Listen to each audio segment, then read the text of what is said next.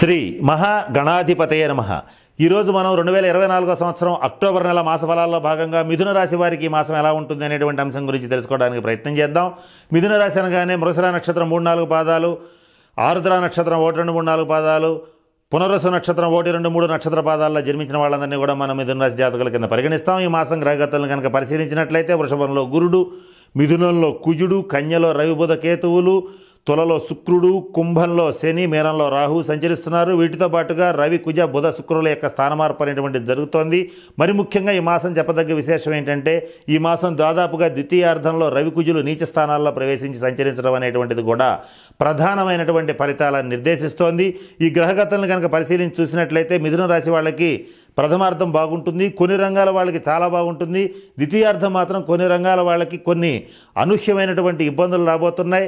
అయితే ఆ ఇబ్బందులు ఏ రకంగా వస్తాయి, ఏ రంగాల వాళ్ళకు వస్తాయి, ఎవరికి వస్తాయి, ఏ రకమైన పరిహారాలు సులువుగా చేసుకోవచ్చు, ఇటువంటి అనేక అంశాలని వీడియో చివరిలో మీకు నేను తెలియజేయడానికి ప్రయత్నం చేస్తాను. మరిన్ని శుభ ఫలితాలు పొందడం కోసం, వచ్చేటువంటి ఇబ్బందులను తప్పించుకోవడం కోసం మిథున రాశి వారు ఈ మాసం రవి కుజ గురువులకు సంబంధించినటువంటి శాంతి పరిహార క్రియలు జరిపించుకోవాలి. ఇకపోతే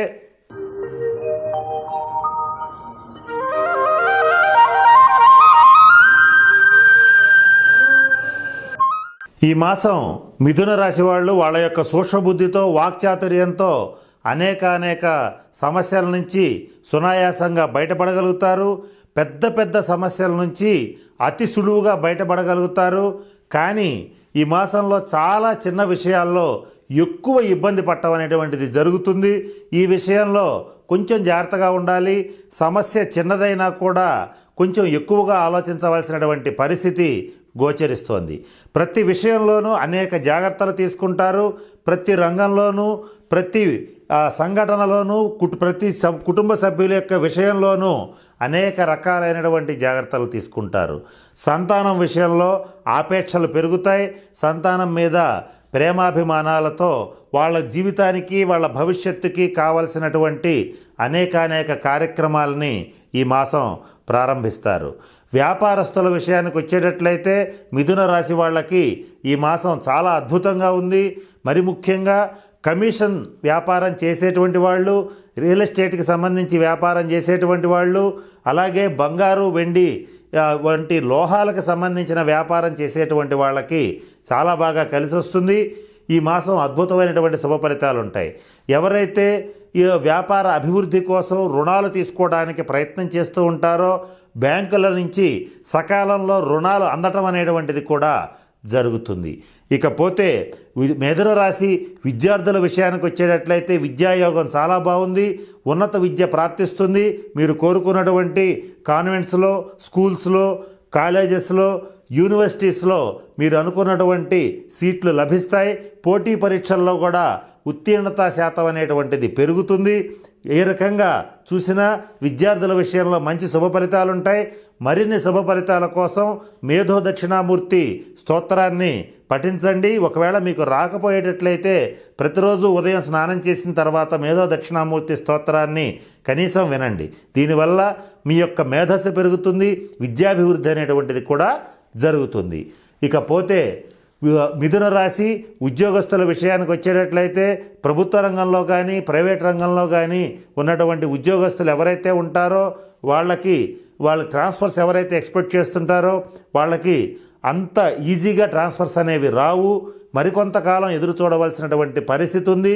ఒకవేళ పొరపాటున ఎవరికైనా ట్రాన్స్ఫర్ అయినా కూడా కొన్ని ఇబ్బందులు కలిగే పరిస్థితులు కూడా గోచరిస్తున్నాయి. ప్రభుత్వం నుంచి రావాల్సినటువంటి బకాయిలన్నీ కూడా సకాలంలో చేతికి రావటం అనేటువంటిది జరుగుతుంది. ఇక ఈ మిథున రాశిలో ఉన్నటువంటి ఈ సాఫ్ట్వేర్ రంగంలో ఉన్న ఉద్యోగస్తుల విషయానికి వచ్చేటట్లయితే దేశంలో కానీ విదేశాల్లో ఉన్నటువంటి సాఫ్ట్వేర్ రంగంలో ఉన్న ఎంప్లాయీస్ విషయంలో మాత్రం కొన్ని జాగ్రత్తలు పాటించాలి. ఉద్యోగం విషయంలో కొన్ని ఇబ్బందులు కలిగే పరిస్థితులు కూడా ప్రస్ఫుటంగా గోచరిస్తున్నాయి. ఇక సినిమా, టీవీ రంగ కళాకారులకి సంబంధించిన విషయాన్ని గమనించినట్లయితే కవులు, కళాకారులు, ముఖ్యంగా గాయకులు, రచయితలు ఎవరైతే ఉంటారో వాళ్ళకి అద్భుతమైన ఫ్యూచర్ ఉంది. చక్కటి అవకాశాలు ఈ మాసం రావటం అనేటువంటిది జరుగుతుంది. ఈ కళారంగంలో ఉన్న వాళ్ళలో మరి ముఖ్యంగా గాయకులకి, ప్లేబ్యాక్ సింగర్స్కి, అలాగే మ్యూజిక్ ఇన్స్ట్రుమెంట్స్ ప్లే చేసేటువంటి వాళ్ళకి, అలాగే ఈ కవులకి రచయితలకి మాత్రం ఈ మాసం అద్భుతమైనటువంటి అవకాశాలు వస్తాయి. మిగిలిన వాళ్ళకి ఒక మాదిరిగా వచ్చే అవకాశం గోచరిస్తోంది. అంటే నటీనటులకి కానీ టెక్నీషియన్స్ కానీ కొంతవరకు అనుకూలంగా ఉంది. పూర్తి స్థాయి అనుకూలంగా ఉన్నటువంటి వ్యక్తులు కాదని చెప్పవచ్చు. ఇక మిథున రాశి రాజకీయ నాయకుల విషయానికి వచ్చేటట్లయితే ఈ మాసం మీ యొక్క పూర్వ వైభవాన్ని మీరు పునరుద్ధరింప చేసుకోవడానికి మీ వంతు కృషి చేస్తారు. మీ రాజనీతిజ్ఞతనంతా కూడా ప్రదర్శిస్తారు. మీ యొక్క తెలివితేటలను ఎవరైతే తక్కువ అంచనా వేస్తారో వాళ్ళకి తగిన బుద్ధి చెప్తారు. మీ యొక్క అధికార పక్షంలో కానీ ప్రతిపక్షంలో కానీ ఎక్కడైనా మీదైనటువంటి ముద్రని వేయగలుగుతారు. రాజకీయ నాయకులకి కొంత పరీక్షా కాలమే కానీ ఓవరాల్గా విజయం లభించే అవకాశం ఉంటుంది. జనాదరణ జనాకర్షణ పెరుగుదల అనేటువంటిది మొదలవుతుంది. అద్భుతంగా ప్రజల్లోకి దూసుకు వెళ్ళేటువంటి పరిస్థితులు కూడా గోచరిస్తున్నాయి. ఇకపోతే స్వతంత్ర వృత్తులు చేసేటువంటి డాక్టర్స్, ఇంజనీర్స్, లాయర్స్ వంటి వాళ్ళకి ప్రాక్టీసు అలాగే వాళ్ళ యొక్క ఆర్థిక అభివృద్ధి కూడా రెండూ బాగున్నాయి. అయితే మిథున రాశి వాళ్ళు ఏ రంగంలో ఉన్న వాళ్ళని మనం కాస్త జాగ్రత్తగా గమనించినా కూడా కొంచెం ఆదాయం కంటే ఖర్చులు కొంచెం మితిమీరే పరిస్థితి ఉంటుంది. మీ యొక్క అంచనాలు ప్రతినిత్యం తప్పే పరిస్థితి ఉంటుంది. అయితే ఇది మీరు ఖర్చు పెట్టకపోయినా మీ కుటుంబ సభ్యులు ఖర్చు పెట్టినా కూడా వాళ్ళని అదుపు చేయలేనటువంటి పరిస్థితి ఉంటుంది. ప్రతి ఖర్చు కూడా అవసరంలానే కనపడుతుంది కానీ ఖర్చులా కనపడదు. ఇటువంటి ఇబ్బందికరమైన ఆర్థికపరమైన విషయాల్లో ఇబ్బందులు తలెత్తేటువంటి పరిస్థితులు కూడా గోచరిస్తున్నాయి.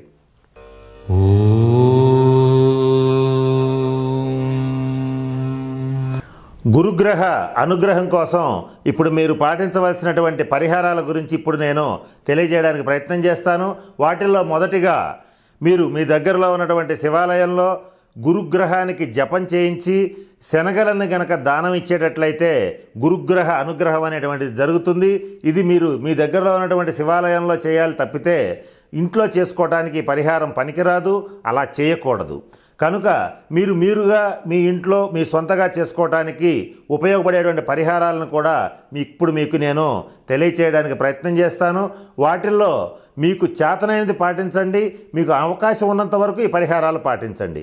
వాటిలో మొట్టమొదటిది ఏంటంటే మీరు మీ నుదుటిన ప్రతినిత్యం పసుపుతో తిలకాన్ని ధరించండి లేదా పసుపుని బొట్టుగా పెట్టుకోండి. అది బాగోదు అని కనుక మీరు ఫీల్ అయితే మొట్టమొదట పసుపు పెట్టుకుని తర్వాత కుంకాన్ని ధరించేటట్లయితే గురుగ్రహ అనుగ్రహం అనేటువంటిది కలుగుతుంది.